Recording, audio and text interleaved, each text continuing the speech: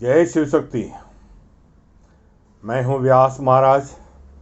हिंदू संस्कृति नामक आपके अपने इस YouTube चैनल पर आप सभी का स्वागत करते हुए, अभिवादन करते हुए अति हर्षित हो रहा हूं। प्यारे मित्रों, आज के इस वीडियो में मैं आपको बताऊंगा भाद्रपद मास के शुक्ल पक्ष की चतुर्थी, विनायक चतुर्थी के दिन की महाकथा को। मित्रों, इस बार ये पर्व 22 अगस्त 2020 से प्रारंभ होगा और 1 सितंबर 2020 तक रहेगा। कहते हैं माता पार्वती ने इस दिन चांद को अभिशाप दे दिया था, क्योंकि वो भगवान गणेश की सूरत को देख करके हंस पड़ा था कि आज के दिन तुझे जो कोई भी देख लेगा उस पर झूठा कलंक लगेगा। मित्रों, इस अभिशाप से कोई छूटता नहीं है। यहाँ तक कि भगवान श्री कृष्ण को भी माता पार्वती के श्राप ने बहुत परेशान किया। कहते हैं एक बार भाद्रपद मास के शुक्ल पक्ष की चतुर्थी के दिन रात के समय भगवान श्री कृष्ण ने अनजाने में चांद को देख लिया। परिणाम क्या हुआ कि द्वारिका में एक सत्राजीत नाम का व्यक्ति रहता था। उसने भगवान सूर्य की तपस्या की। सूर्य ने प्रसन्न होकर के उसे श्यामंतक मणि दी। श्यामंतक मणि की एक खासियत थी कि वो रोज 8 भार सोना देती थी। एक दिन वो श्यामंतक मणि को धारण कर द्वारका में राजा उग्रसेन की महल की ओर चल पड़ा। उसे दूर से आता देख करके सारे द्वारकावासी हैरान हो गए, क्योंकि सत्राजीत ने श्यामंतक मणि को गले में धारण कर रखा था, इसीलिए उसकी आभा ऐसी होती जैसे कोई सूर्य आ रहा हो। द्वारिकावासी बोले, हमारी श्री कृष्ण के दर्शन करने स्वयं सूर्य नारायण आ रहे हैं। तब भगवान श्री कृष्ण ने कहा, ये सूर्य नारायण नहीं, ये सत्राजीत है, जिसे भगवान सूर्य ने श्यामंतक मणि दी है।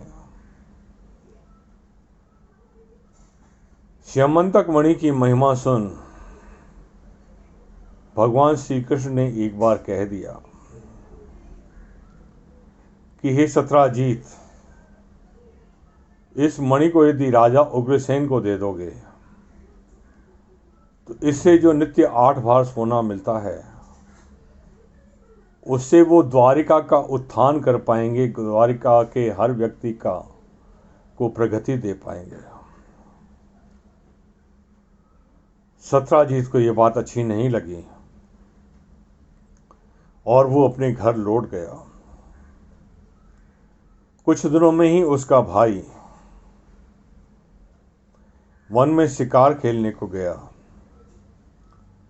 तो सत्राजीत से वो मणि लेकर उसने अपने गले में धारण कर लिया। वन में उस दिन उसे एक सिंह ने मार करके मणि उससे छीन ली। सिंह थोड़ा ही आगे चला था कि एक ऋक्षराज ने सिंह को मारकर मणि उससे छीन ली और अपनी गुफा में चला गया। वहां जाकर उसने मणि को बच्चे को खेलने के लिए दे दिया। द्वारिका में जब उस सत्राजीत का भाई कई दिनों तक नहीं आया तो सत्राजीत के मन में ये बात उठी, कहीं भगवान श्री कृष्ण ने ही मणि की लालच में धोखे से मेरे भाई को मरवा तो नहीं दिया। हो न हो ये मणि की लालच में किया हुआ ही है, और इसमें कहीं न कहीं श्री कृष्ण का ही हाथ है। ये बात फैलते फैलते भगवान श्री कृष्ण तक पहुंच गई, पूरे द्वारिका के लोगों के कानों तक चली गई कि मणि की लालच में भगवान श्री कृष्ण ने क्या कर दिया। भगवान श्री कृष्ण सोचने लगे, मैंने तो ऐसा कुछ किया ही नहीं, पर फिर भी ये झूठा कलंक मुझे लगा है। तब उन्होंने माता रानी की प्रार्थना की। माता रानी के कहने पर उन्होंने गणपति को मनाया और फिर द्वारिका से कुछ व्यक्तियों को लेकर के वे सत्राजीत को ढूंढने के लिए, सत्राजीत के भाई को ढूंढने के लिए वन में गए। वन में उन्होंने सत्राजीत के भाई को मरे हुए देखा। पास में शेर के पंजों के निशान थे। पंजों के निशान को देखते हुए भगवान श्री कृष्ण उसके पीछे पीछे चले। कुछ दूर जाने पर उनको शेर भी मरा हुआ दिखा। पास में एक रीछ के पांव के निशान थे। भगवान श्री कृष्ण रीछ के पांव को निशानों को देखते देखते उसके पीछे गए, तो ये पांव के निशान एक गुफा तक पहुंचे। भगवान श्री कृष्ण ने द्वारिका वासियों को गुफा के बाहर खड़ा कर दिया और खुद गुफा के अंदर चले गए। वहां जाके वे क्या देखते हैं कि एक बच्चा श्यामंतक मणि से खेल रहा है। भगवान श्री कृष्ण से उससे मणि पाने की इच्छा की, तो बच्चा रोने लगा। बच्चे के रोने की आवाज सुन करके ऋक्षराज जाम्बवन वहां पहुंच गया और भगवान श्री कृष्ण से बोलने लगा, खबरदार जो तूने मणि को हाथ भी लगाया है तो तुम मुझसे युद्ध करो। ऐसा कई जामवंत और भगवान श्री कृष्ण में भयंकर युद्ध शुरू हो गया। कई दिनों तक ये मल्ल युद्ध चलता रहा। धीरे धीरे जामवंत की शक्ति क्षीण होने लगी और भगवान श्री कृष्ण के अंगों का स्पर्श होने पर उसे भगवान राम की याद आ गई कि एक दिन उन्होंने मजाक में भगवान श्री राम से कह दिया था, प्रभु इच्छा हो रही है कि आपसे मल्ल युद्ध करो। तो भगवान श्री राम ने मुस्कुराते हुए कहा था, जाम्बवन, इसके लिए तुम्हें द्वापर के अंत तक मेरी प्रतीक्षा करनी पड़ेगी। जाम्बवन को यह बात याद आ गई और फिर आया, हो न हो ये मेरे स्वामी रामचंद्र जी ही होंगे। उनके अलावा कौन हो सकता है जो युद्ध में मेरा सामना कर सके। निश्चित रूप से ये भगवान श्री राम ही हैं जिन्होंने मुझे कहा था मैं आऊंगा द्वापर के अंत में। वे ही मेरे पास आए हैं। ऐसा मन में निश्चय कर हाथ जोड़ करके जाम्बवन खड़ा हो गया और बोलने लगा, प्रभु इस सत्य को स्वीकार कर लो न। अब क्यों भक्त से छुप रहे हो भगवान? आप ही रामचंद्र हैं, इस बात को मान लीजिए ना। भक्त का गौरव बढ़ा दीजिए ना। मुझे दर्शन दे दीजिए ना प्रभु। तत्काल जाम्बवन क्या देखता है,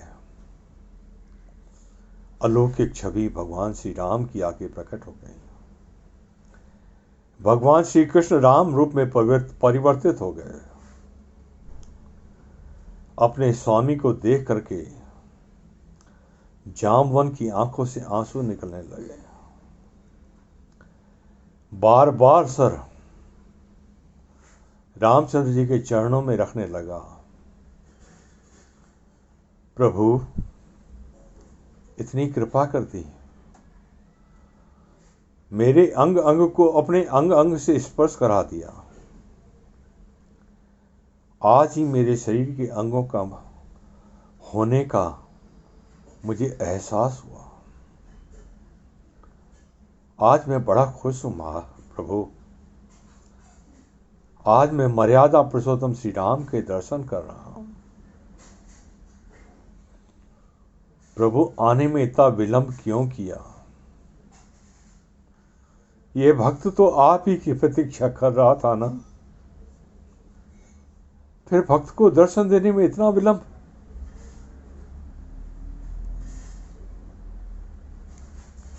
प्रभु कृपा करो। तब भगवान श्री राम से वापस कृष्ण रूप में आए और बोले, जामवन, अब इस जन्म में मैं द्वारिकाधीश श्री कृष्ण हूं। तुमने जो ये स्यमंतक मणि रख रखी है, इसके कारण मुझ पर झूठा कलंक लग रहा है। इसीलिए ये मणि लेने के लिए मैं आया हूं। जामवन फिर हंस दिया। क्यों बहाना करते हो भगवान? भक्त पर कृपा करनी है, वो भी छुपा करके। मुझे दर्शन देने थे, ऐसा क्यों नहीं कहते प्रभु?